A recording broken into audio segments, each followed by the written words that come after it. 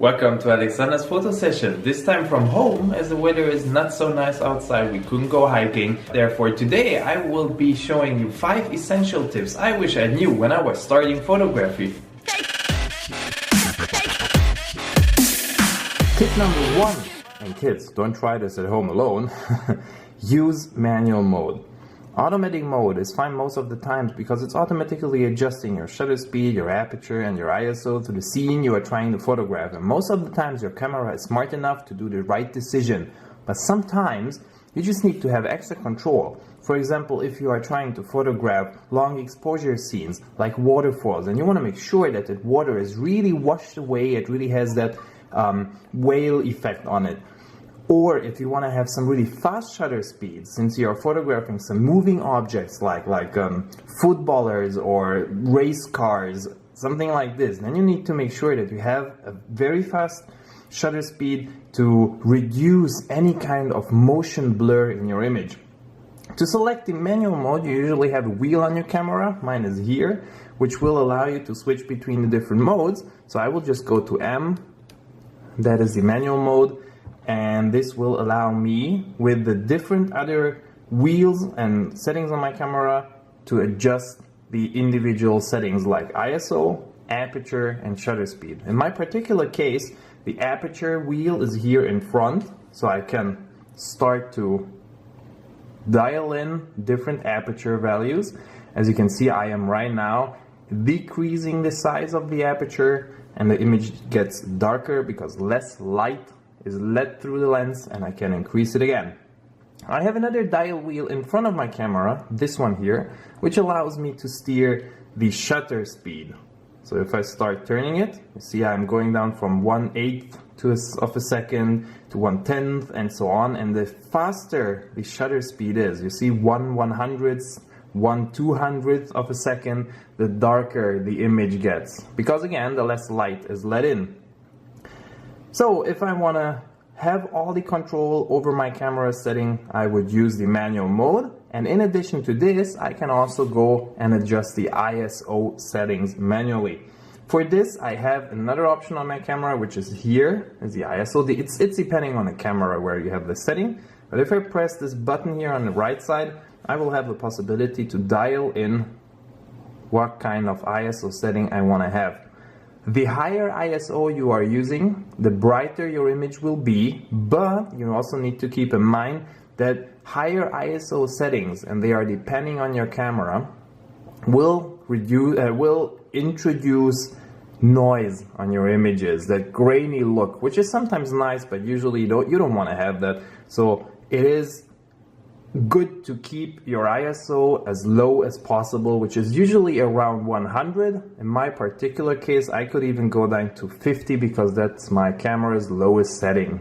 Tip number 2, try shooting in RAW. RAW means that your camera captures the image and saves it on the SD card in full quality.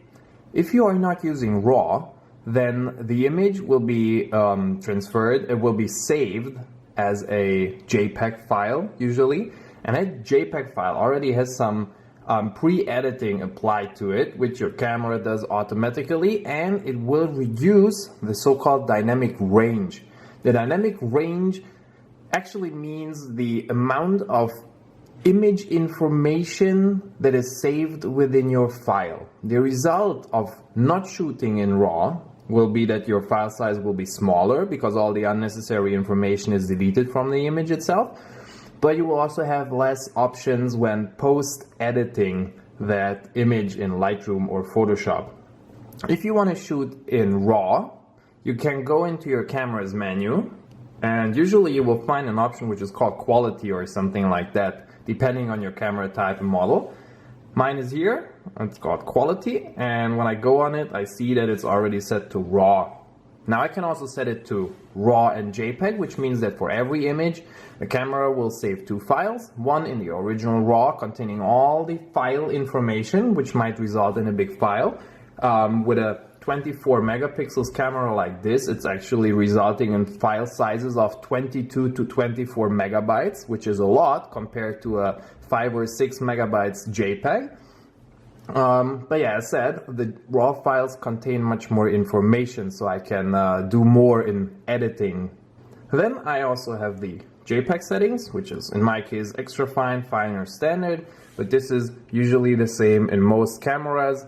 If you go for lower settings, you're gonna have, yeah, smaller file sizes, but also lower quality. If you don't have a large SD card, which I would actually say get a large SD card, largest as possible, whatever, 64 gigabytes or so, and try to shoot in RAW. I always do that because I never know when I will shoot an image which I want to get most of it in post-editing. If I know exactly that I will not shoot any of the images for uploading them on some file sharing portal or trying to sell them or something like this, if I'm only shooting for fun, then I might leave it in extra fine, so I generate JPEG files. That's fine. But if I know that I'm in a nice location and there is a lot of potentially nice views around, I always keep it in RAW because it gives me more flexibility in post-processing. Tip number 3, use your histogram. The histogram is a little tool which you can turn on your camera's display, which shows how dark or how bright your image is. Usually on your camera you have a little button which is called info or display, or look it up on the internet how you can turn on the histogram on your particular device. I have a little display button, and when I click that I can change what appears on my screen. So I cycle through it until my histogram appears. There you see it on the right lower corner. It is a little black box with a couple of white little peaks in it, and the left side of my histogram is representing the dark areas in my image. The right side is representing the bright areas, the whites. So what you want to achieve generally is a well exposed image, meaning that all these white little things in there, which are representing darks and bright areas, they are more or less evenly distributed in the middle of your histogram. No big peaks on the left side, which means 2 dark parts, and no big peaks in the right side, which means 2 bright parts. Using the histogram is particularly useful because sometimes your camera display is not displaying the image right. It happens a lot of times, especially to me it happened a lot of times, that I took a shot which looked awesome on the display of my camera, but then when I went home and put the image to the PC, it was too dark because my display was overlit, which is also oversaturating the colors a bit which are shown on the display. So you want to make sure that your image is well exposed by using the histogram. If I start now to make my image darker by closing down the aperture or increasing the shutter speed, you will see that the histogram moves to the left side. So let me just increase the shutter speed right now. Using my dial wheel, you see I go up to 1/6 of a second or 1/20th, and the image is completely black, and you will see that the histogram has moved to the complete left side. There you go, one big peak because my image is completely underexposed. If I start to decrease the shutter speed, the image is getting brighter, and if I go far enough, you will see that the histogram will move more to the right side. You see I have a big peak on the right side right now. Here you go, because it's completely overexposed.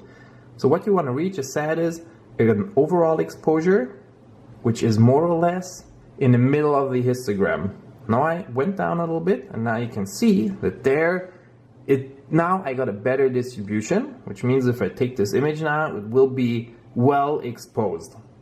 Tip number 4, try to use the rule of thirds. It is not an actual rule, but it's something like a guidance in the photography world, that you want to put everything that is interesting on your image or your main subject or anything that you want to draw the eye to on one of the third lines on the image. Now you don't want to put something into the middle of the image, for example your horizon, or if you're photographing a person should usually not stand in the middle, because those kinds of pictures they tend to have a boring effect, a little bit, not always, but most of them tend to be a little boring. Try to put anything that is interesting in your image onto a third line, either the vertical third line or the horizontal third line, or best put something on the matching points of the third lines, which will make your image a bit more interesting. The balance in your image will be changed a little bit, and the viewer's eye will be drawn a little bit more to the subject you are trying to show. If you don't have the third lines turned on, you can go to your camera menu. Again, for different cameras it might look different. You can Google that. And you want to make sure that the grid lines, here is my setting, are turned on. And in my particular case, as you can see, they are set to rule of thirds. You can also make a square grid or diagonals. Sometimes you even have a Fibonacci sequence, but I must admit I didn't see any camera, not a lot of cameras which have this. But the rule of thirds are present in any camera, even in your phone. So if you're only shooting with your phone, use it. Use it so when you check your image, you will see that there are these lines. Oops, sorry. There is a line, there is a line. And place the objects of interest on those lines or on the crossing point of those lines. Tip number 5, try to keep your image level. You don't want to have a horizon in your image which is tilted, because it looks unnatural to the eye. It's somehow burnt into our brains that if we think about horizon, it needs to be level always. So try to use the tools on your tripod, if you're using a tripod, to set your camera to level, or on your camera itself you also have display tools which you can turn on to see if everything is level. On my camera I can press the display button again to cycle through the settings, and there is this little tool which right now is green, showing me that my camera is level. If I start tilting my camera, you see that that little thing is getting orange, and it tells me that it's not level again. And I can also tilt my camera in the other direction, and it tells me that right now I'm not pointing to the horizon, I'm pointing above the horizon. If I go down again, it will be green again in the middle, telling me that now I am level again, which looks much better especially if you are shooting landscapes. There might be some images where you want to get creative and you want to tilt and it looks more dynamic, but if you are photographing landscape, it's super important to keep your horizon always level.